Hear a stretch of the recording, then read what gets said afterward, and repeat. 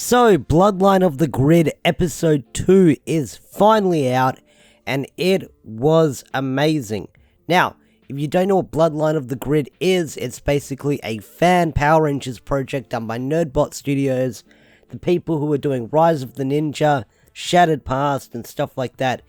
And this one is starring Christopher Kamen Lee and DJ Rivers, along with a bunch of veteran actors from Power Rangers in space. And even the more recent seasons, with the premiere of Episode 2 seeing some familiar characters from Grid Battle Force, that was really cool to see them in here. Now, if you don't know what Bloodline of the Grid is about, I'm going to play the intro narrated by Zordon himself, and then I'm going to go into little spoilers as possible, talking about Episode 2, what I liked, what I didn't like, and my predictions for this series moving forward. Many years after the CTD War, the mega powers of space united under a single government called the Galactica Coalition.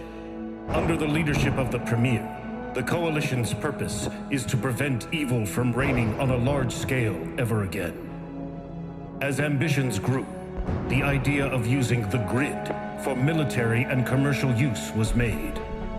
With their power source dying, the Guardians of Good, known as Rangers, find themselves weakened and on the verge of extinction.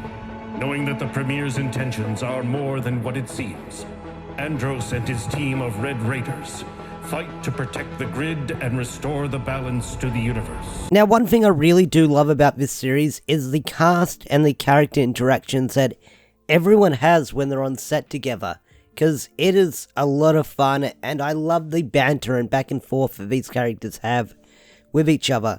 One character that I'm really enjoying seeing in this series is Patrick David playing Psycho Red, or Virgil, because he is hamming it up as the evil character, doing that voice, which is really a little bit wacky, a little bit goofy, but you can tell that he's having a lot of fun doing that voice. And seeing Virgil, or Psycho Red, play a role in this series is great as well, because we get to see Patrick, like, in his own as this character, sort of doing his own thing, and that is really cool as well. But not only that, how he bounces off everyone, like DJ and Chris and stuff like that, that's also really cool to see as well. Now, there's one thing I want to praise, and when I watched this on my first watch for it, I did go back and rewind it and watch it several times, and that is the fight scenes and the choreography in this episode.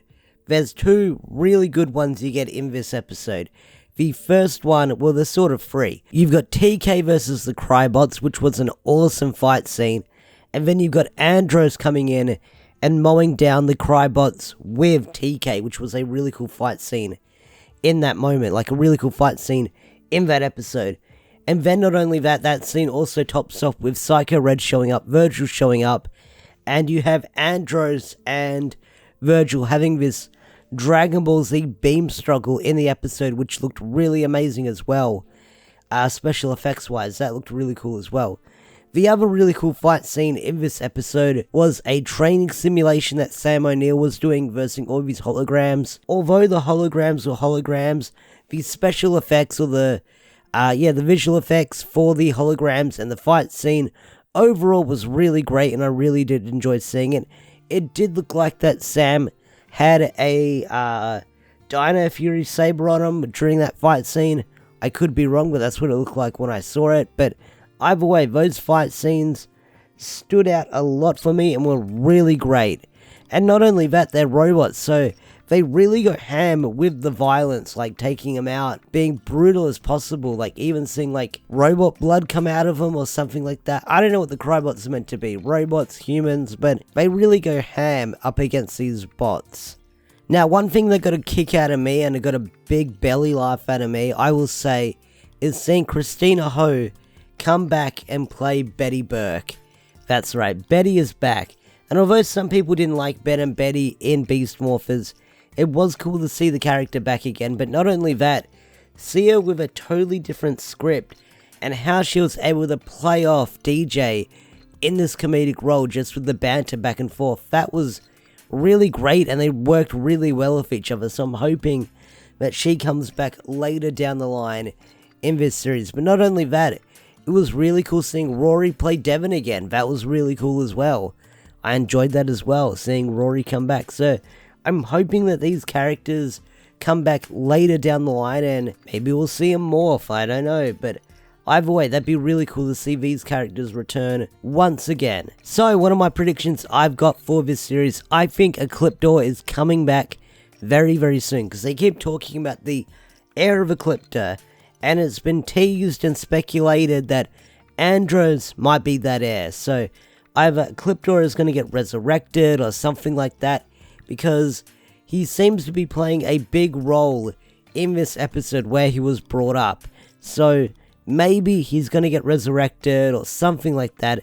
I don't know, but I get the feeling that we're going to see Ecliptor in either the finale or leading up to the finale, or maybe even the next episode, because I don't know how many episodes this series is meant to be, but I think we're going to be seeing Ecliptor sometime in the nearby future. But anyway guys, that's my review slash recap slash discussion slash podcast of Power Rangers Bloodline of the Grid.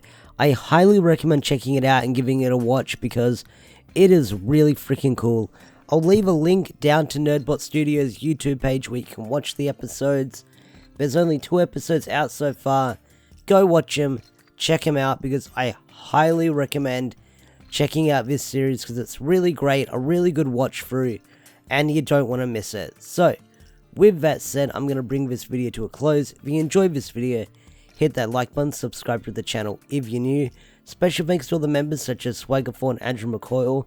If you want to get your name shouted out like these guys over here, hit the join button or become a YouTube member for special perks and stuff like that on the channel. With that said, thanks for watching, have a wonderful day or night, and I'll see you guys later.